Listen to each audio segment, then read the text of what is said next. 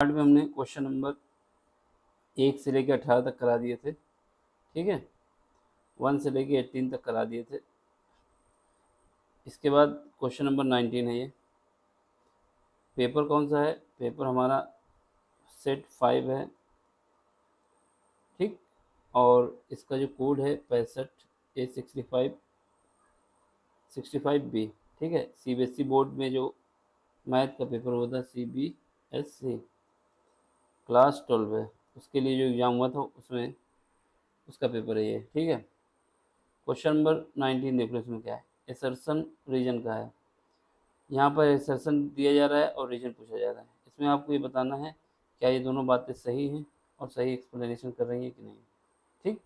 देखो, पहला हमारे पास कह रहा है कि सेक इनवर्स जो है वो मेरा 2/√3 है और इसकी वैल्यू क्या आएगी? π/6 आएगी। अब इसको देखते हैं, सेक इनवर्स, ठीक। इसके बाद यहाँ 2/√3 ये जो वैल्यू होती है सेक की, सेक होता है कितना? π/6 की वैल्यू होती है, तो इसकी वैल्यू आ जाएगी π/6, ठीक। इसका मतलब ये बात सही है। क्योंकि हमारे पास ये बात क्यों सही है? हमारे पास देखा जाए तो कॉस थीटा बराबर होता है 1/सेक थीटा, ये एक कहानी होती है, ठीक है। अब इसके बाद सेक थीटा की बात की जाए, सॉरी कॉस थीटा की बात की जाए, तो कॉस थीटा जो होता है ये होता है √3/2 अगर होता है, तो इसका मतलब ये है कि ये कॉस 30 की वैल्यू है। किसकी वैल्यू है? कॉस 30 मानी कॉस 30 की वैल्यू है। और 30 को हम क्या लिख सकते हैं? 30 डिग्री अगर आया है तो इसको हम लिख सकते हैं π/6 लिख सकते हैं। तो इसका मतलब क्या है कि ये बात सही है और इसका सही एक्सप्लेनेशन भी है। ये दोनों बातें सही है, इसमें हम लिख देंगे ये ऐसे आया और इस रीजन भी सही एक्सप्लेनेशन कर रहा है, ठीक है। अब अगला है, इसमें क्या है?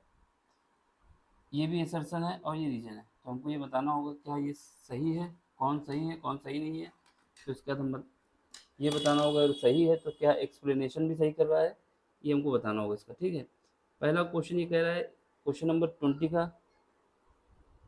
क्वेश्चन नंबर 20 में कह रहा है कि if the side of the square is increase at rate, कितने रेट से इंक्रीज हो रही? 0.2 सेंटीमीटर पर सेकेंड, इसकी हिसाब से ये चेंज हो रही है। Then rate of increase of its perimeter 0.8 centimetre. देखो, पेरीमीटर क्या होता है? पेरीमीटर जो होता है, अगर रेक्टेंगल की बात की जाए या स्क्वायर की बात की, यहाँ स्क्वायर हो रहा है, तो पेरीमीटर होता है चारों भुजाओं का, यानी चारों साइड का सम होता है। अगर हमारे पास स्क्वायर है ये, ठीक है, तो इसकी साइड सब बराबर होंगी पहले तो, और जो पेरीमीटर होगा इन चारों साइड का, यानी जो इक्वल जो साइड है हमारे पास, इस चारों साइड का जो सम होगा वही हमारा पेरीमीटर होगा, यानी 4A। एक ए यहाँ से आएगा, एक यहाँ से आएगा, एक यहाँ से आएगा, एक यहाँ से आएगा, तो ये 4A हो जाएगा। यही हमारा पेरीमीटर होता है। और अगर इसकी साइड हमारे ए थी पहले, या मान लो साइड हमारी ए थी, अब इसकी साइड में 0.2 की वृद्धि हो रही है, तो इसका मतलब क्या होगा? ओवरऑल पेरीमीटर कितना बढ़ जाएगा? 4A तो पहले था, लेकिन इसके बाद इसको जब मल्टीप्लाई करेंगे तो 0.8 आ जाएगा, यानी इतना इंक्रीज होगा। ये बात सही है और ये भी बात सही है, और ये इस बात का एक्सप्लेनेशन भी बेहतरीन कर रहा है, ठीक। ये लिख देना हमको। ये लिखना क्या है? Assertion and reason both are true and reason is proper explain the assertion, ठीक है। ये बात हमको लिखना है। अब हमारे पास क्वेश्चन स्टार्ट होता है सेक्शन बी का। सेक्शन बी में जो हमारे पास क्वेश्चन है इसको हम करते हैं, ठीक है। इसमें जो सेक्शन में क्वेश्चन दिए गए हैं, ये क्वेश्चन जो है 2-2 नंबर के हैं, ठीक। और इसमें एक ये सुविधा दी गई है कि आपको एक क्वेश्चन दिया गया है 21 नंबर, उसमें अगर ये आपको नहीं आता तो बी वाला पार्ट कर सकते हैं। और इसमें इसके अलावा 22 में भी दिया गया है कि आपको ये नहीं आता तो इसको ये कर सकते हैं, लेकिन 23 कंपलसरी है, ठीक है। तो हम करते हैं क्वेश्चन नंबर 21। क्वेश्चन नंबर 21 में क्या है? Find the value of tan inverse plus cos inverse और साइन इनवर्स, जो गिवन है उसको लिख देते हैं। क्वेश्चन नंबर 23 सॉरी 21 है, क्या गिवन है? गिवन है हमको tan inverse 1 plus cos inverse minus 1/2 plus sine inverse कितना है -1/2। ठीक है, इसको हमें सॉल्व करना है।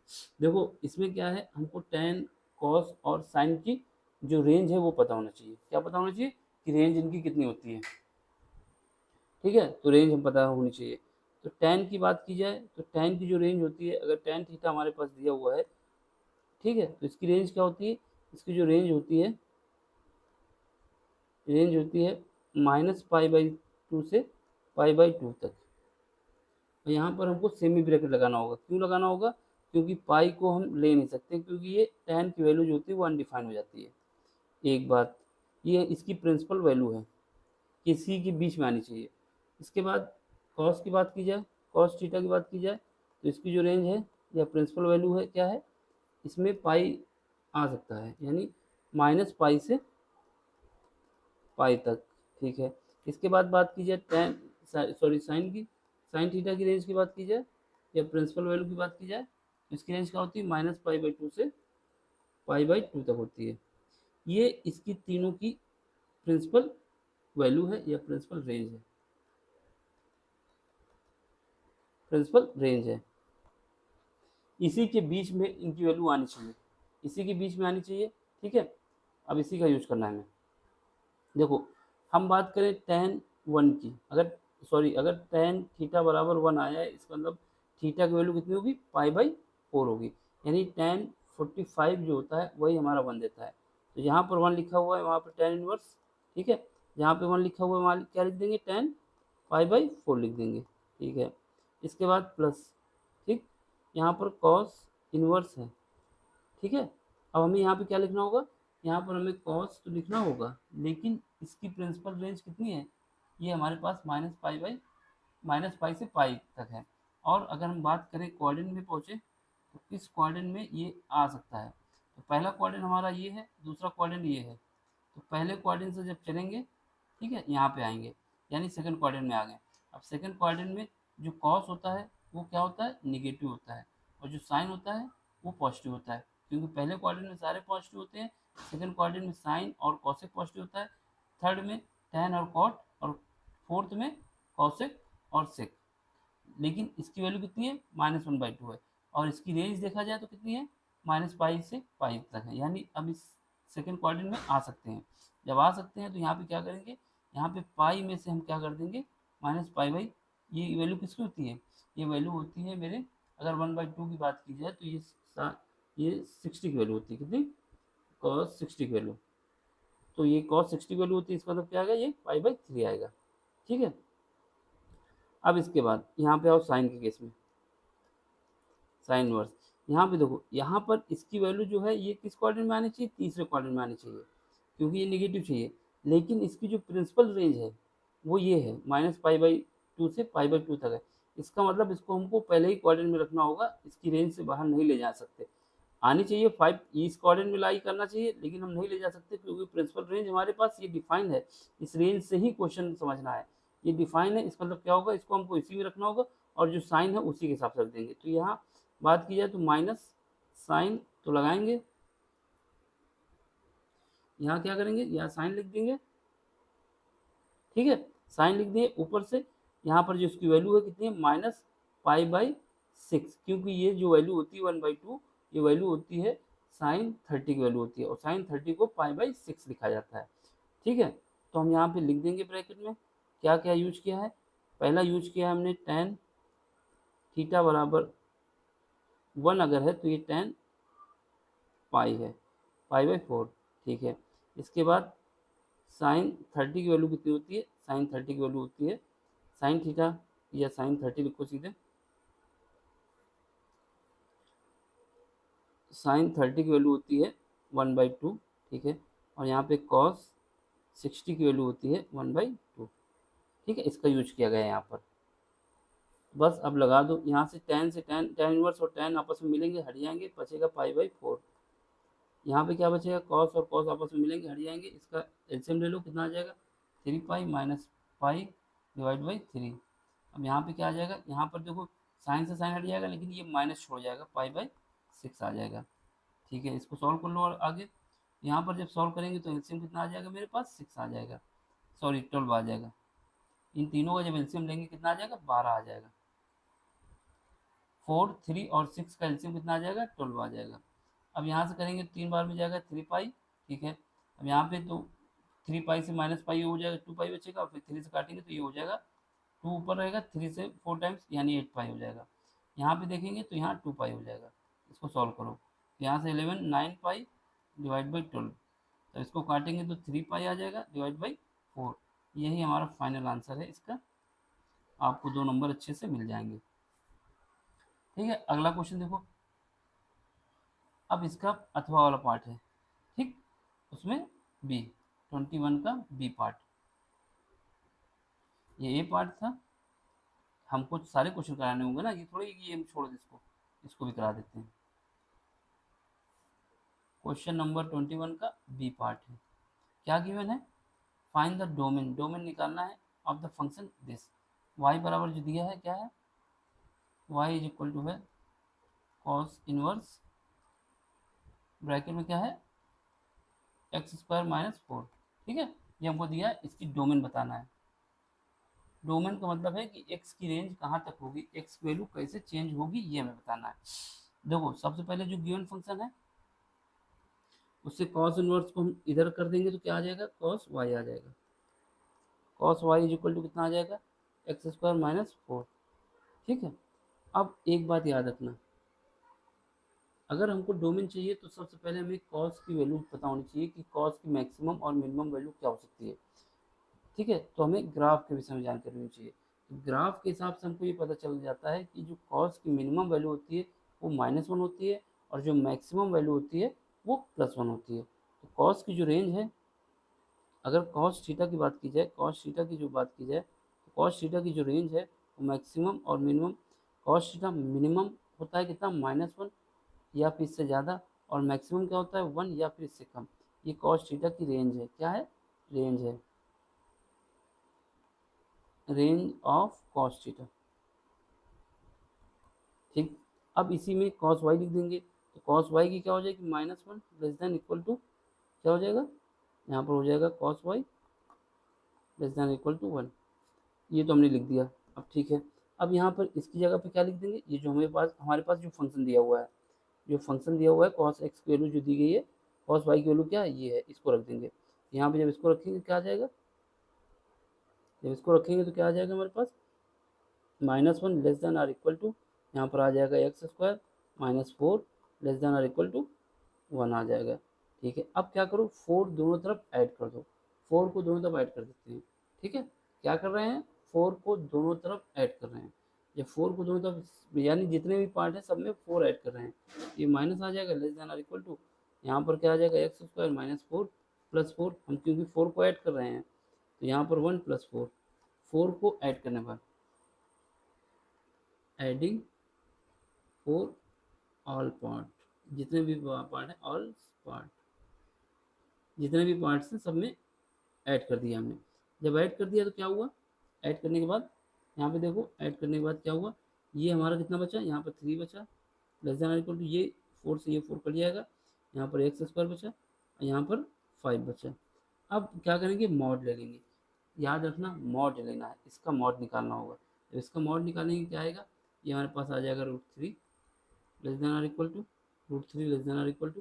ठीक है, यहाँ पर मॉड ऑफ x, यहाँ पर लेके आएंगे तो √5 आ जाएगा। ठीक, ये वैल्यू आ गई हमारे पास।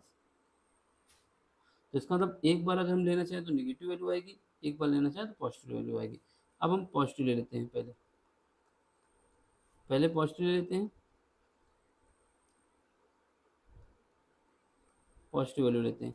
जब पॉजिटिव लेंगे तो क्या आएगा, हमारे पास √3 less than equal to x less than √5। ठीक है, अब निगेटिव लेंगे, ये पॉजिटिव था, अब निगेटिव ले लेंगे, तब निगेटिव लेंगे क्या आएगा, √3 less than equal to -x less than equal to √5। ठीक है, अब इसको हम क्या करेंगे, जब माइनस है तो सारे में माइनस से मल्टीप्लाई कर देंगे, जब माइनस से मल्टीप्लाई करेंगे तो बस डायरेक्शन चेंज हो जाएगी, यहाँ √3, ठीक है, ये ग्रेटर हो जाएगा और ये हो जाएगा लेस। इनके साइन चेंज हो जाते हैं जब माइनस से मल्टीप्लाई किया जाता है। तो माइनस इसका हट गया, यहाँ पे क्या बचा -√5। तो हमारे पास यही इसकी रेंज हो गई, ये डोमेन हो गई। अब इसको हमें नंबर लाइन में भी ड्रा कर सकते हैं। नंबर लाइन में ड्रा करते हैं तो इससे हम बता देंगे कहाँ तक हमारी वैल्यू चेंज हो रही है। तो लाइन खींचेंगे, ठीक है। अब जो वैल्यू हमको दी गई है वो लिख देते हैं। पहले क्या है, यहाँ पर हम 0 रखते हैं, ठीक है। यहाँ पर क्या है, यहाँ पर रखते हैं -√3, ठीक है। यहाँ पे क्या लिखते हैं, यहाँ पर +√3 लिखते हैं। यहाँ पे क्या लिखते हैं, यहाँ पे 5 लिखते हैं रूट का, प्लस का वो भी। यहाँ पे क्या लिखते हैं, -√5 लिखते हैं, ठीक है। अब हमारे पास जो रेंज है उसके हिसाब से डिसाइड करना होगा। पहली जो रेंज है क्या है, हमारे पास जो x की वैल्यू होनी चाहिए √3 और √5 के बीच में होनी चाहिए। तो ये वाली रेंज है, इनके बीच में होनी चाहिए, यानी यहाँ पर आना चाहिए, ठीक है। तो ये हमारा क्या आ जाएगा, x बिलोंग करेगा, x जो बिलोंग करेगा पहले यहाँ पर x को बिलोंग करना चाहिए, क्योंकि ये वैल्यू इंक्लूड भी है √3 और √5 के बीच में। एक बात, ठीक। अब इसके बाद दूसरी जो निगेटिव वाली है, इसके लिए दूसरा कलर ले लेते हैं, ब्लैक। इसमें क्या है, इसकी वैल्यू हमारे पास -√3 से कम होनी चाहिए या फिर बराबर होनी चाहिए, लेकिन -√5 से ज़्यादा होनी चाहिए, इससे ज़्यादा होनी चाहिए। इससे ज़्यादा होने का मतलब है कि हमको इस तरफ जाना होगा, इससे कम होने का या बराबर होने का मतलब है इसको इस तरफ आना होगा। ये रेंज कितना हो जाएगा, यहाँ पर x बिलोंग करेगा, हम बता देंगे -√5 से क्या हो जाएगा, -√5 से प्लस रूट -√5 से -√3 आ जाएगा, ठीक है। तो ये हमारा आ जाएगा,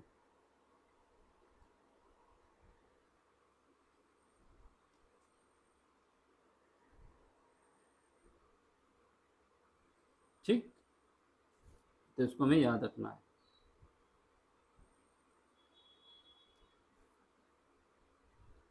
तो यही हमारा आंसर है, डोमेन इसका आ गया।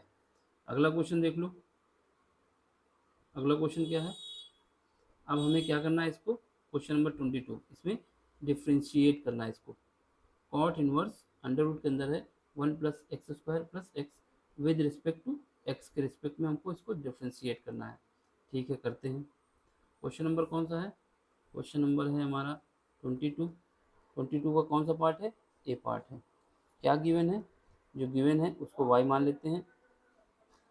क्या गिवन है, डिफ्रेंशिएट करना है। कॉट इनवर्स, इसको y मान लेते हैं, लेट कर लिए। ये कॉट इनवर्स, ठीक है, √1 + x² + x, √1 + x², 1 + x² + x, ये हमारा आ गया, ठीक है। ये हमको गिवन है, ठीक है। ज़्यादा गैप दे दिए, ठीक है, आगे सही लिख देंगे। अब इसको हमें सॉल्व करना है, इसको डिफ्रेंशिएट करना है, इसका dy/dx निकालना है, ये क्वेश्चन मार्क है। चलो फिर करते हैं इसको सॉल्व करते हैं। देखो, सबसे पहले हमें पता होना चाहिए, अगर हम क्या करते हैं, हमें ये पता होना चाहिए, अगर dy/dx हमारे पास है और हमारे पास कॉट इनवर्स x है, तो इसका जो डिफ्रेंशिएशन होता है वो क्या होता है, वो होता है -1/1 + x²। ये फार्मूला हमें याद होना चाहिए। अगर ये नहीं याद होगा तो हम क्वेश्चन नहीं कर पाएंगे, समझ रहे। ये फार्मूला होना चाहिए याद, ठीक। तो इसका मतलब क्या है, ये जो पूरा पार्ट है हमारे पास, इस पूरे पार्ट को x की तरीके से ट्रीट करना है। किसके तरीके से, ये x है मेरा, x मतलब बॉयफ्रेंड गर्लफ्रेंड वाला नहीं, यहाँ पर न्यूमेरिकल की बात हो रही, तो न्यूमेरिकल वाला x है, ठीक है। तो यहाँ से y = हमारे पास क्या आ जाएगा, कॉट इनवर्स, ठीक। अब इसको हम क्या करें, इसको मान लेते हैं थीटा, समझ रहे, थीटा मान लेंगे। क्या माने, लेट √1 + x² + x, इसको हम थीटा मानेंगे। अगर थीटा मानेंगे तो फिर उसके बाद इसका dy/dx भी निकालना होगा, थीटा भी निकालना होगा। या क्या करते हैं, डायरेक्ट यूज करते हैं, और इसको आपको याद रखना है कि ये एक x की तरीके से ट्रीट किया जाएगा, x की तरीके से ही ट्रीट किया जाएगा, याद रखना, केवल x। पूरे पार्ट को एक x मानेंगे, 1 + x² + एक्स। ठीक है, अब इसको हम डिवाइड कर रहे हैं, differentiate with respect to x, differentiate differentiate with respect to x, x के रिस्पेक्ट में डिफ्रेंशिएट करने जा रहे हैं। तो यहाँ पर क्या आ जाएगा, d y by d x आ जाएगा। ठीक है, इज इक्वल टू, अब हमने बताया कि कॉट इनवर्स एक्स का डिफ्रेंशिएशन होता है -1 divide by 1 plus x square. ठीक है, तो यहाँ पर हमें क्या करना है, पहले माइनस लिखना है, ये 1 करना है, डिवाइड में क्या लाएंगे 1 प्लस एक्स, यानी 1 हमारा अलग से आएगा और एक्स की जगह कितना आ जाएगा, ये पूरा पार्ट एक्स होगा। ठीक है, ये पूरा पार्ट एक्स होगा, इसका मतलब क्या होगा, under root 1 plus x square, और यहाँ सर एक्स ये हमारा स्क्वायर में आ जाएगा, ये इसका डिफ्रेंशिएशन होगा। लेकिन अब इसके बाद ये वाले पार्ट का फिर से डिफ्रेंशिएशन होगा, यानी d x by under root में क्या लिखेंगे, d x by under root में 1 प्लस एक्स स्क्वायर और प्लस एक्स, क्योंकि जो फंक्शन होता है उसका फिर डिफ्रेंशिएशन होता है ना, तो ये इसका फिर डिफ्रेंशिएशन होगा। ठीक, अब आगे बढ़ते हैं, अब इसको हमें सॉल्व भी करना है, अरेंज भी करना है। ठीक है, यहाँ पर तो -1 डिवाइड बाई ये तो रहेगा ही, -1 डिवाइड बाई दिस, अब इसको क्या करेंगे 1, अब इसको हम a प्लस बी का होल स्क्वायर से ब्रेक कर देते हैं, यानी खोल देते हैं, एक्सपेंड कर देते हैं। तो ये हमारा a पार्ट हो जाएगा, तो क्या हो जाएगा 1 प्लस एक्स स्क्वायर, ये आ जाएगा, क्योंकि इसका स्क्वायर करेंगे अंडर रूट के अंदर है तो स्क्वायर आ जाएगा, कोई दिक्कत नहीं। प्लस यहाँ पर क्या आएगा, ए के बाद बी का स्क्वायर होता है यानी एक्स स्क्वायर हो जाएगा, प्लस अब 2ab आता है, 2ab में आएगा तो मतलब x आगे कर दो और अंडर रूट वाला पीछे कर दो, यानी 1 प्लस एक्स आ जाएगा, एक्स स्क्वायर। तो ये हमारा पूरा पार्ट हुआ, इसका एक्सपेंशन करने के बाद इसको एक ब्रैकेट में बंद करते हैं कायदे से। ठीक, अब मल्टीप्लाई करो, इसका हमें डिफ्रेंशिएशन करना है, जब इसका डिफ्रेंशिएशन करेंगे तो कितना आएगा, यहाँ माइनस लगा हुआ याद रखना, तो पहले इस वाले पार्ट का डिफ्रेंशिएशन करेंगे तो हमारे पास क्या होगा, इसकी पावर कितना हो जाएगा, 1 प्लस एक्स स्क्वायर की पावर हो जाएगा 1/2, इसका डिफ्रेंशिएशन करेंगे तो -1/2 तो आएगा ही। ठीक है, क्योंकि n आगे आ जाता है, n आगे आ जाता है, और इसका जब डिफ्रेंशिएशन होगा तो उसमें जो, क्योंकि हमारे पास अगर d y by d x given है, एक एक्स की पावर n है, या एक्स की पावर 1/2 मान लेते हैं हम यहाँ पर, इससे आपको समझ में आ जाए, तो ये 1/2 मान लेते हैं अगर, तो क्या होता है, जो n होता है वो आगे आ जाता है, यानी 1/2 आगे आ गया। ठीक, जो n होता है वो आगे आ जाता है। ठीक है, इसके बाद x की पावर क्या होता है, x की पावर वो होता है जो हमारे पास क्या है, -1/2, यानी इसमें एक घट जाता है, तो 1/2 में -1 कर देंगे, जब इसको सॉल्व करेंगे तो कितना आएगा 1/2, और ये क्या आ जाएगा, ये 1/2 हट जाएगा माइनस में, तो माइनस का 1/2 बचेगा, इसको x की पावर -1/2 हो जाएगा, तो इसका मतलब ये आ जाएगा मेरा 1/2 divide by under root x, उसी का यूज हो रहा है, ये प्लस रहेगा। ठीक है, जब उसका यूज करेंगे कितना आ जाएगा, 1/2 आ गया आगे, क्योंकि इसकी पावर था। ठीक, इसके बाद एक मिनट, ये 1/2 आ गया। ठीक, अब इसका डिफ्रेंशिएशन करेंगे, ये नीचे क्या आ जाएगा, ये नीचे आ जाएगा मेरे पास under root 1 plus x square. ठीक है, इसके बाद इसमें क्या आ जाएगा, इसके बाद इसमें आ जाएगा, इसका भी जो एक्स स्क्वायर है इसका डिफ्रेंशिएशन करेंगे तो कितना आ जाएगा, 2x आ जाएगा। अब इस वाले पार्ट का कर दोगे, यहाँ प्लस लगा दो, यहाँ पे क्या आ जाएगा, एक्स का डिफ्रेंशिएशन करेंगे कितना आ जाएगा, 1 आ जाएगा।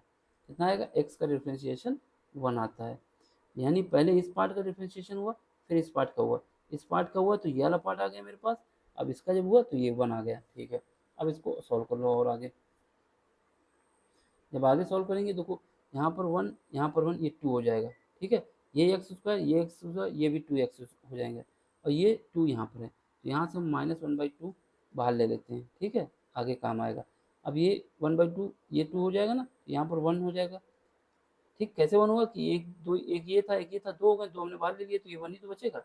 या फिर एक बार करके दिखा दें तो कन्फ्यूजन ना हो क्रिएट किसी को, कोई सोचे ये 2 कहाँ से आ गया, तो पहले लिख देते हैं -1/2। ठीक है, अंदर देखो ये 1 प्लस ये 1 कितना हो गया, 2 हो गया। यहाँ पे देखो ये एक्स स्क्वायर, ये एक्स स्क्वायर कितना हो गया, 2x स्क्वायर हो गया। अब यहाँ पे देखो, यहाँ पे 2 तो है ही है, ये आ जाएगा x अंडर रूट के अंदर 1 प्लस एक्स स्क्वायर। ठीक है, ये हमने इस पार्ट को लिख दिया। अब यहाँ पे देखो, यहाँ पे ये 2 से काट देगा। ठीक है, और मल्टीप्लाई में तो है ये। अब इसका क्रॉस मल्टीप्लिकेशन कर लेंगे, जब क्रॉस मल्टीप्लिकेशन करेंगे तो देखो क्या होगा, यहाँ पर 1 बचा हमारा। ठीक है, इसका एलसीएम लेंगे, कितना आ जाएगा, ये under root 1 plus x square. ठीक है, नीचे क्या बचेगा, अंडर रूट 1+x²। ठीक, तो ये हमारा ये हो जाएगा। जब इसमें एल्सियम ले लेंगे तो ये इसके साथ चला जाएगा, और ये यहाँ पर x था, ये x मिस ना करो भाई, कुछ मिस कर गए तो फिर मिस हो जाएगा। ये x बचेगा यहाँ पे, तो ये x हो जाएगा। ठीक, हाँ, ये x बच रहा ना यहाँ पे, ये वाला x जो बच रहा है। ठीक है, ये हो गया। अब यहाँ से हम क्या करेंगे, 2 कॉमन ले लेते हैं, 2 कॉमन लेंगे। ठीक है, तो 2 कॉमन ले लेते हैं तो क्या आएगा, -1/2 हम बाहर ले लेते हैं, तो अंदर क्या बचेगा, यहाँ पे तो 1 बचेगा। ठीक है, यहाँ पे देखो, यहाँ से 2 हटा तो यहाँ 1 बचा, यहाँ से 2 हटा तो x² बचा, यहाँ से 2 हटा तो क्या बचा, ये बचा हमारे पास x√1+x²। ठीक है, ये बच गया। और ऊपर क्या बचा है, यहाँ पर x+√1+x²। ठीक, और कुछ बच रहा नहीं, नीचे क्या है, 1+x²। इसको अरेंज करना बहुत ज़रूरी है। ठीक है, अब इसके बाद देखो कुछ हो सकता है। अब इसके बाद अगर हम x कॉमन ले लें, इससे इससे x कॉमन ले लेते हैं, तो हमारे पास, हाँ, एक बात और हो सकती है, -1/2 तो है ही है बाहर। अब देख लो, यहाँ से हम क्या करते हैं, ये वाला जो है अंडर रूट के अंदर रखना चाहते हैं, एक अंडर रूट वाला बाहर लेना चाहते हैं। तो अंडर रूट के अंदर बाहर लेना चाहते हैं तो क्या, यानी हमने कॉमन क्या लिया, ये देखना इंपॉर्टेंट बात है। यहाँ पर हमने कॉमन लिया 1 प्लस अंडर रूट के अंदर x², यानी अंडर रूट 1+x² कॉमन लिया, ये वाला पार्ट कॉमन लिया है। ठीक है, जब ये लिया तो ये 2 पार्ट में है, तो ये एक बचेगा, क्या बचेगा, 1 डिवाइड बाई, यहाँ पे क्या बचेगा, यहाँ पर बचेगा अंडर रूट 1+x²। ये इंपॉर्टेंट बात है, अगर यहाँ पर चूका हो गया तो काम हो जाएगा। ठीक है, ये बचा, और यहाँ पे क्या बचेगा, यहाँ पर x बचेगा। ठीक है, तो ये हमारा ये ऐसे कवर हो जाएगा। यानी हमने यहाँ से जो है 1√1+x² कॉमन लिया, ये जब इसको अंदर मल्टीप्लाई करेंगे तो यही प्रोसेस आ जाएगा ऊपर वाला, सेम बिल्कुल। ठीक है, तो ये लिया, क्यों लिया अभी दिखा रहे हैं, क्योंकि हमारे पास यहाँ पे क्या है, x+√1+x², और नीचे क्या है, अंडर रूट 1+x²। ठीक है, इसकी वजह से हमने कॉमन लिया था। चलो अब हमें दिखाते हैं क्या है। जब कॉमन ले लिया तो ये देखो, x+√1+x² और ये भी वही है, यानी ये दोनों पार्ट एक हो गए, जो हम नीले से दिखा रहे हैं आपको, ये कट गए। ठीक, ये आपस में कट गए। जब ये कट गए तो अब हमें क्या है, अब इसको सॉल्व करना है। ठीक है, देखो यहाँ पर अंडर रूट 1+x² है, यहाँ पर भी अंडर रूट 1+x² है, ये सब 1 हो गया, ये माइनस भी है, यहाँ माइनस आ जाएगा, और ये दोनों जब आपस में मिल जाएंगे तो क्या हो जाएगा, 1+x², और यहाँ पर 2 बना रहेगा। तो यही हमारा आंसर है। समझ में आया हो तो लाइक कर दें, शेयर कर दें और सब्सक्राइब भी कर दें, आगे क्वेश्चन हम कराते रहते हैं। ठीक, अगला क्वेश्चन देखो, क्वेश्चन नंबर 22 का बी पार्ट है। अब इसका हमको डिफ्रेंशिएशन करना है। क्या करना है, डिफ्रेंशिएशन। गिवन फंक्शन क्या है, cos x की पावर y है, is equal to cos y की पावर x है, इसका dy/dx निकालना है हमको। क्या निकालना है, dy/dx। चलो निकालते हैं।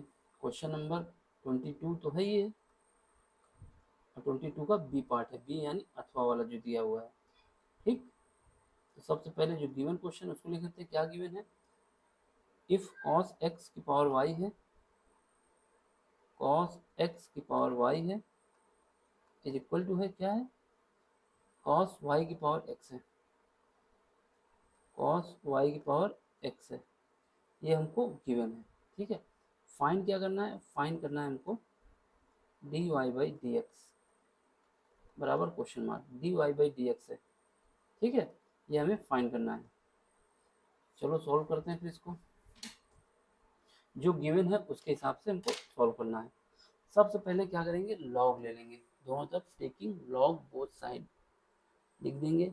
इक्वेशन नंबर 1 लिख दें इसको, टेकिंग लॉग बोथ साइड, दोनों तरफ लॉग ले लेंगे। ठीक है, जब लॉग लेंगे तो क्या आएगा, लॉग लेने के बाद ये लॉग लिख देंगे, लॉग यहाँ पर ऐसे लिख देंगे, cos x की पावर कितना है, y है, cos x की पावर y है, इज इक्वल टू, यहाँ पे क्या आ जाएगा, लॉग यहाँ पर भी आ जाएगा, और यहाँ पर cos y की पावर क्या है, x है।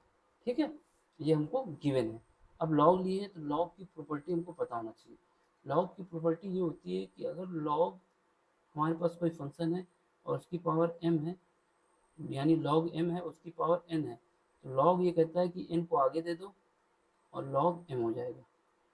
ये प्रॉपर्टी हमको पता होना चाहिए लॉग की, अगर नहीं पता तो फिर घर में बैठना पड़ेगा, पेपर नहीं दे सकते, मतलब ये क्वेश्चन नहीं कर पाएंगे। तो इसके हिसाब से y आगे आ जाना चाहिए, y को आगे आ जाना चाहिए लॉग की प्रॉपर्टी के हिसाब से। तो y हमारा आगे आ जाएगा, क्या बचेगा, log cos x बचेगा, ठीक है, cos x बचेगा, ठीक है, इज इक्वल टू, यहाँ पे क्या है, x आगे आ जाएगा, log क्या बचेगा, log cos y बचेगा, ये हो गया, ठीक। अब हमें क्या करना है, इसको अरेंज भी कर सकते हैं या फिर यहीं पर हम सीधे लगा दें d y by d x, ठीक है। तो हम दोनों तरफ डिफ्रेंशिएट करना चाहें तो डिफ्रेंशिएट कर दें, और नहीं करना चाहें तो अलग अलग भी कर सकते हैं, यानी इसको इक्वेशन नंबर सेकंड मान लें और इसका लेफ्ट हैंड साइड की डिफ्रेंशिएशन निकाल दें, फिर राइट हैंड साइड की डिफ्रेंशिएशन निकाल दें, फिर दोनों को इक्वल कर दें, या फिर हम एक साथ लेके चलें। अब देखो दो नंबर मिलने हैं, अलग अलग करोगे टाइम बर्बाद होगा, एक साथ लेके चलते हैं ना, अगर समय लगता है तो लग जाने दो, लेकिन एक साथ से ज़्यादा सही रहेगा। तो क्या करेंगे, differentiate with respect to x, differentiate with respect to x, equation number second लिख देंगे, differentiate with respect to x both side, दोनों तरफ हमको ये करना है। तो यहाँ पे क्या आएगा, यहाँ पर आ जाएगा मेरा d y by d x करना है, अंदर वाई, ये लॉग कॉस एक्स, ठीक है, इज इक्वल टू, यहाँ पर भी करना है d y by d x करना है, ये भी क्या आ जाएगा, एक्स लॉग कॉस वाई। एक बात गुरु, हमारे पास फार्मूला ये होता है, फार्मूला ये कहता है कि अगर हमारे पास दो फंक्शन है और उनका डिफ्रेंशिएशन करना है, यानी d y by d x करना है, और दो फंक्शन हमारे पास, एक वी मान लेते हैं एक यू मान लेते हैं, ठीक है, एक वी है एक यू है, तो ये डिफ्रेंशिएशन करने का दो फंक्शन का फार्मूला ये होता है कि पहले फंक्शन को ऐसे ही लिख दो, दूसरे फंक्शन को डिफ्रेंशिएट कर दो एक्स के रिस्पेक्ट में, ठीक है, तो ये डी डी यू हो जाएगा, प्लस दूसरा ये कहता है कि दूसरे फंक्शन को ऐसे लिख दिया जाए, दूसरे फंक्शन को यानी u को ऐसे लिख दिया जाए और v को डिफ्रेंशिएट कर दिया जाए। अगर u v माने हैं तो ये u को ऐसे लिख देना है और v को डिफ्रेंशिएट कर देना है d d v by d x, d v by d x, d v by d x, ये फार्मूला होता है। यानी एक फंक्शन को ऐसे ही कांस्टेंट रखना है, दूसरे फंक्शन को डिफ्रेंशिएट, फिर दूसरे फंक्शन को ऐसे लिखना है, पहले फंक्शन को डिफ्रेंशिएट, बस यही कॉन्सेप्ट यहाँ पे लगने वाला है। तो चलो करते हैं, दो फंक्शन है, अब दोनों का यूज करते हैं। तो पहला फंक्शन क्या है, y, y का जब डिफ्रेंशिएशन करेंगे तो क्या आएगा, d y by d x, ठीक है। हमने क्या किया, पहले फंक्शन को, अच्छा पहले फंक्शन को अगर फार्मूले, ये मैटर नहीं करता कि आप किसको पहले डिफ्रेंशिएट, किसी को भी पहले कर सकते हैं, चलो हम पहले को ऐसे लिख देते हैं, यानी y को ऐसे लिख देते हैं, ठीक है, फार्मूला के हिसाब से, अगर बाकी सीक्वेंस मैटर नहीं करता, आप किसी को भी आगे लिख सकते हैं। तो y को ऐसे लिख दिया, अब इसका डिफ्रेंशिएशन करना है log cos x का, जब log cos x का डिफ्रेंशिएशन करते हैं तो क्या होता है, log cos x का डिफ्रेंशिएशन होता है 1 बाई, क्योंकि log x होता है तो उसका डिफ्रेंशिएशन होता है 1 बाई x, इसका जब डिफ्रेंशिएशन करेंगे तो क्या आ जाएगा 1 बाई cos x, एक बात। लेकिन फिर इसके बाद d y by d x से cos x का भी होगा, जब cos x का करेंगे कितना आ जाएगा, माइनस का साइन x, याद रखना माइनस का साइन x क्यों आया, क्योंकि अगर हमारे पास log, पहली बात तो हमारे पास अगर log log x है उसका d y by d x निकाल रहे हैं, तो यहाँ पर फार्मूला लिखेंगे तो जगह कम पड़ जाएगी, तो हमें ये ऊपर लिख देते हैं फार्मूला, अगर आपको नहीं पता तो। अगर हम क्या करते हैं यहाँ पर, क्योंकि इस क्वेश्चन में दिक्कत आ जाएगी तो ना जगह कम पड़ जाएगी, अगर हमको log x दिया है, इसका d y by d x निकालना है तो क्या होता है 1 बाई x होता है, इसी का यूज हो, और उसके बाद एक फार्मूला ये होता है d y by d x, cos x दिया है तो इसका जो होता है वो होता है माइनस का साइन एक्स, ये भी पता होना चाहिए, तो यही यहाँ पर यूज हुआ दोनों, ठीक है, ये दोनों बातें यहाँ पर यूज हुई है, ये हो जाएगा प्लस, यहाँ पे क्या लगाएंगे, प्लस लगाएंगे, ठीक। यहाँ पे देखो log cos x, ये y है, ठीक, पहला फंक्शन हो गया, पहले फंक्शन को ऐसे लिख दिया, दूसरे फंक्शन का डिफरेंशिएशन कर दिया, ये लिख दिया।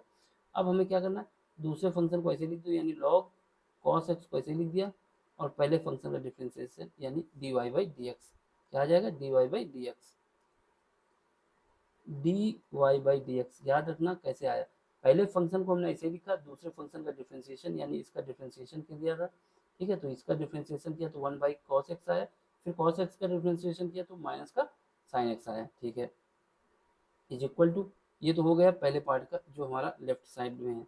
अब इस वाले में आ जाओ, इसमें इसका डिफ्रेंसिएशन करें, पहले फंक्शन को ऐसे लिख देंगे, ठीक है। अब यहाँ पर क्या है, कॉस वाई है, लॉग कॉस वाई है, तो इसका डिफ्रेंसिएशन करेंगे कितना आएगा, यहाँ पर हमारे पास आ जाएगा कॉस वाई आ गया, ठीक है। अब इसका फिर करेंगे तो कॉस वाई का करेंगे तो साइन वाई आ गया, ठीक है। फिर इसके बाद यहाँ से d y by d x आ गया, ठीक है। अब प्लस पहले सेकंड फंक्शन को ऐसे लिख दो, यानी कॉस लॉग कॉस वाई, और एक्स का करेंगे कितना आ जाएगा, एक्स का डिफ्रेंशिएशन 1 आ जाएगा। अब इसको अरेंज करना है हमें, ठीक है। तो यहाँ से देखो, यहाँ से क्या आ जाएगा माइनस, यहाँ पे आ जाएगा sine x divide by cos x होता है टेन एक्स, तो वाई टेन एक्स आ जाएगा, ठीक है। प्लस यहाँ पे क्या है, लॉग कॉस वाई है, ठीक है। तो हमारे पास क्या है, डी वाई बाई इसके साथ मल्टीप्लाई है, लॉग कॉस एक्स है, सॉरी, और मल्टीप्लाई कौन है इसके साथ, d y by d x है, ठीक है। इज इक्वल टू, यहाँ पर देखो, यहाँ पर क्या है, ये माइनस हो जाएगा और ये साइन, और ये हो जाएगा, क्या हो जाएगा, sine x divide by cos x, या sine y divide by cos y हो जाएगा कॉट वाई हो जाएगा, तो ये माइनस का, सॉरी टेन वाई हो जाएगा, टेन होगा ना, कॉट नहीं होगा, टेन होगा, टेन वाई हो जाएगा। यहाँ पे क्या है, यहाँ पर हमारे पास d y by d x है, यहाँ पे देख लो, यहाँ पे क्या आ जाएगा, लॉग कॉस वाई आ जाएगा, ठीक है। अब हमें क्या करना है, ये माइनस है, इस डी वाई वाई वाले पार्ट को इधर ले जाना है और इस वाले पार्ट को इधर ले जाना है, यानी जो एक्स के साथ है उसको इधर ले जाओ और जो डी वाई वाई के साथ है उसको एक साथ ले आओ। अब इसको लाएंगे तो ये वाला पार्ट हम ले जाएंगे राइट साइड, और ये वाला पार्ट ले जाएंगे, सॉरी ये वाला पार्ट ले जाएंगे लेफ्ट साइड, और ये वाला पार्ट ले जाएंगे राइट साइड, ठीक है। तो करते हैं, तो यहाँ से कर देते हैं, तो यहाँ से डी वाई वाई कॉमन भी ले लेंगे, अब डी वाई वाई कॉमन ले लेंगे, d y by d x common ले लिया हमने, ठीक है। यहाँ पर ये क्या है, प्लस है, तो इसको लिख दो लॉग कॉस एक्स, ठीक है। इसके बाद ये वाला पार्ट आ रहा है, जब ये इस तरफ जाएगा लेफ्ट साइड तो ये प्लस हो जाएगा, यहाँ से हम d y by d x common ले लिए तो क्या बचेगा, एक्स टेन वाई बचेगा, ठीक है, इज इक्वल टू, अब यहाँ पे देखो, यहाँ पे लॉग कॉस वाई है, ये जब राइट साइड जाएगा तो क्या हो जाएगा, प्लस हो जाएगा, लॉग कॉस वाई, ये प्लस हो जाएगा, y ten x, y ten x हो जाएगा, ठीक है। अब यहाँ से d y by d x निकालो, d y by d x is equal to आ जाएगा, अब इसको करेंगे तो डिवाइड कर दो बस, यहाँ पे log cos y plus y ten x divide by log cos y cos x plus x ten y, यही हमारा आंसर है। इसको करने का यही तरीका है, समझ में आया तो लाइक कर देना, सब्सक्राइब भी कर देना और शेयर भी कर देना, ठीक है। तो जैसे हमने बताया बिल्कुल ऐसे ही लगना है, 2 नंबर आपके पक्के हो गए। अब आगे बढ़ो, अगला क्वेश्चन देखो, इसमें कह रहा है फाइन, इसके दोनों पार्ट हो गए हैं, अथवा वाला भी हो गया ना, हाँ ठीक है। अब क्वेश्चन नंबर 23 में देखो, find the interval on which the function जो दिया गया है f x is equal to 10 minus six x minus two x square is strictly increasing और स्ट्रिक्टली डिक्रीजिंग। हमको क्या पता करना है, जो फंक्शन की जो इंटरवल है उसको पता करना है, यानी एक्स की वैल्यू निकालनी है और बाकी हमें कुछ नहीं करना है, ठीक है। तो जो सबसे पहले हमको अगर स्ट्रिक्टली इंक्रीजिंग और डिक्रीजिंग फंक्शन चाहिए, तो जो गिवन फंक्शन है उसका d y by d x निकाल लेंगे, ठीक है। तो उसको अगेन डिफ्रेंशिएट करेंगे तो इससे हमें पता चल जाएगा कि फंक्शन इंक्रीज हो रहा है कि डिक्रीज हो रहा है, लेकिन हमको इंटरवल के खेल है तो यहाँ इंटरवल पे ही रुकते हैं। गिवन फंक्शन लिखते हैं पहले, क्वेश्चन नंबर कौन सा है, क्वेश्चन नंबर 23 है, क्वेश्चन नंबर 23 है, 23 का ए पार्ट है, इसमें ए ही पार्ट होगा, कोई दूसरा पार्ट नहीं होगा, क्योंकि इसमें अथवा करके कोई क्वेश्चन दिया ही नहीं गया, ठीक है। क्या गिवन है, फंक्शन दिया है, जो फंक्शन गिवन है लिख दो, function f x is equal to क्या गिवन है, 10 minus six x square is equal to है 10 माइनस सिक्स एक्स और माइनस टू एक्स स्क्वायर, ये हमें गिवन है, ठीक है। सबसे पहले हम क्या करेंगे, इस पर क्वेश्चन मान लेंगे, इंक्रीजिंग और डिक्रीजिंग के केस में, in case of minima and maxima, या maxima and minima, for maxima and minima f dash x निकालना होगा और उसको जीरो करना होगा, ठीक है। अगर एफ डैश एक्स हमारा, इसको फिर इसके बाद जो निकलेगा इसकी वैल्यू कुछ निकलेगी, फिर उसका डबल एफ डैश एक्स निकालेंगे, अगर ये जीरो, ये यानी ये हमारा पॉजिटिव आता है तो क्या होगा, डिक्रीजिंग फंक्शन होगा, यानी इसको लिख सकते हो मिनिमा, जो मिनिमम फंक्शन होगा, ठीक है, मिनिमा, मिनिमा, ठीक है। अगर ये हमारा F double dash x less than zero, अगर वैल्यू जो पुट करेंगे एक्स लिखेंगे यहाँ पे, जीरो नहीं लिखेंगे, जीरो पे तो जीरो ही हो जाएगा, एक्स लिखेंगे, ये फंक्शन है एक्स, जो वैल्यू पे आई हो, जो वैल्यू रखना होगा उसके बाद जो गिवन वैल्यू होगी, ठीक है। अगर ए आया एक्स की वैल्यू तो ए लिखेंगे, और अगर कुछ आया तो और, ये मैक्सिमा, ठीक है। इसके लिए तो हम क्या करेंगे, सबसे पहले एफ डैश करेंगे, तो डिफ्रेंशिएट,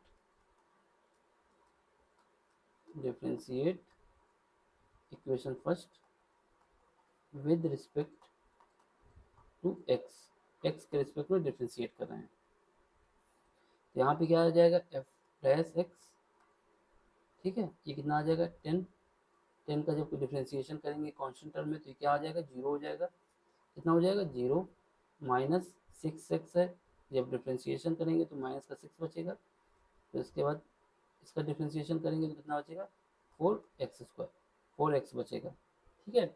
अब यहाँ से इसके लिए वैल्यू हमारी जीरो होनी चाहिए, यानी four x plus six x बराबर जीरो, यहाँ से एक्स की वैल्यू निकालेंगे, कितना आ जाएगा, एक्स की वैल्यू आ जाएगा minus six by four, six by four, six by four, ठीक है। जब इसको सॉल्व करेंगे तो एक्स की वैल्यू आ जाएगी मेरे पास माइनस का थ्री बाई टू आ जाएगी, तो इसका मतलब क्या हुआ, इसका मतलब ये हुआ, इसको हम जब डबल एफ डैश निकालेंगे तो इसकी वैल्यू कितनी आएगी, डबल एफ डैश में वैल्यू इसकी निगेटिव आएगी, निगेटिव मतलब है कि हमारी मैक्सिमम वैल्यू, सॉरी वैल्यू जो निकलेगी इस वैल्यू पर मिनिमम निकलेगी, ठीक है। अब हमको रेंज चाहिए, तो इसको नंबर लाइन पे प्लॉट करेंगे, लाइन पे प्लॉट करेंगे, हाँ, तो नंबर लाइन पे प्लॉट करते हैं, नंबर लाइन, ठीक, नंबर लाइन क्या होती है, यहाँ पर हम बता देंगे, ये जो वैल्यू हमारे पास क्या है, माइनस थ्री बाई टू है, ठीक है। अब देखो यहाँ पे जाएंगे तो प्लस का इनफाइनाइट तक जाएंगे, यहाँ पे जाएंगे तो माइनस का इनफाइनाइट तक जाएंगे, यानी माइनस इनफाइनाइट, इसकी रेंज हो गई। अब देख लो, अगर हम यहाँ पर कोई भी वैल्यू लेते हैं, यहाँ पर हम x की कोई भी वैल्यू लें, यहाँ से कोई भी दो वैल्यू ले लें अगर, तो इस रेंज पे जब जाएंगे तो सारे पार्ट निगेटिव हैं, निगेटिव निगेटिव मिलके प्लस बन जाएंगे, यानी इस रेंज पे हमारा क्या आएगा, ये पॉजिटिव वैल्यू आएगी, ठीक, जो वैल्यू निकल के आएगी पॉजिटिव आएगी इस रेंज पे, और इसके इधर जाएंगे तो ये हमारा इंक्रीजिंग फंक्शन होगा, और यहाँ पर जब जाएंगे तो एक माइनस की रहेगी एक प्लस की रहेगी, ठीक है, तो ये हमारा क्या होगा, डिक्रीजिंग फंक्शन होगा, तो हम लिख सकते हैं मिनिमा एंड मैक्सिमा, तो मिनिमा, सॉरी मैक्सिमा, और यहाँ पर आएंगे तो मिनिमा, क्योंकि एक निगेटिव होगा एक पॉजिटिव होगा तो क्या आएगा, अगर हमारे पास दोनों निगेटिव हो जाए, अगर हमारे पास दोनों दो वैल्यू निगेटिव हो जाए तो क्या आएगा, ये पॉजिटिव आ जाएगा, जीरो से बड़ा आ जाएगा, ठीक है। अगर हमारे पास एक निगेटिव आ जाए और एक हमारे पास पॉजिटिव आ जाए तो ये वैल्यू क्या आएगी, निगेटिव आएगी, जीरो आएगी, इसकी रेंज हमारी क्या आ जाएगी, दोनों फंक्शन के लिए, एक हमारी हो जाएगी क्या, एक्स जो जाएगा एक तो हमारा चला जाएगा minus three by two, sorry minus infinite लाओ यहाँ पर, माइनस इनफाइनाइट से थ्री बाई टू तक, वो भी माइनस का यूनियन कर दो, और यहाँ पर माइनस थ्री बाई टू से प्लस का इनफाइनाइट, दोनों इंक्लूड नहीं होगा, एक मैक्सिमम के लिए एक मिनिमम के लिए, ठीक है, यही हमें करना था यहाँ पर, सॉरी। अब क्या है, अगला क्वेश्चन देख लो, अगला क्वेश्चन ये है कि शो करना है, so that of all rectangles inscribed in a given circle the square has a maximum area। देखो इसका मतलब ये है कि जो स्क्वायर है उसका मैक्सिमम एरिया होगा, हाँ, सर्किल का कहें या स्क्वायर का मैक्सिमम एरिया कब हो सकता है। बात कुछ ऐसी है कि हमारे पास जो क्वेश्चन में कह रहा है कि अगर हम किसी सर्किल के अंदर कोई रेक्टेंगल बनाएंगे, कोई रेक्टेंगल बनाएंगे तो उसका मैक्सिमम एरिया तभी हो सकता है जब वो जो रेक्टेंगल बन रहा है वो रेक्टेंगल ना बन के स्क्वायर बने, तो यही हमको ये प्रूव करना है इस क्वेश्चन में, समझ रहे। अगर हम सर्किल के अंदर कोई रेक्टेंगल बनाते हैं उसका एरिया हमको मैक्सिमम चाहिए, ये कब हो सकता है, ये तभी हो सकता है जब उसका एरिया मैक्सिमम तभी हो सकता है जब सर्किल के अंदर क्या बना हो, स्क्वायर बना हो। स्क्वायर के सिवा कुछ और बनेगा तो ये इसका एरिया मैक्सिमम नहीं होगा। ठीक है, उसका एरिया मैक्सिमम तभी हो सकता है जब वो सर्किल के अंदर क्या बना हो, स्क्वायर बना हो। ठीक, इसके अलावा नहीं हो सकता। चलो फिर करते हैं, इसको निकालें, करना तो पड़ेगा ही। ठीक, या फिर ऐसा करें कि ये दो क्वेश्चन जो बचते हैं वो अगले लेक्चर में करा जाए, क्योंकि लेक्चर बड़ा हो जाएगा। ठीक है, चलो अगले लेक्चर में ही ये दो क्वेश्चन आज करा देते हैं। समझ में आया तो लाइक कर देना, शेयर भी कर देना और सब्सक्राइब भी कर देना। Thank you for watching.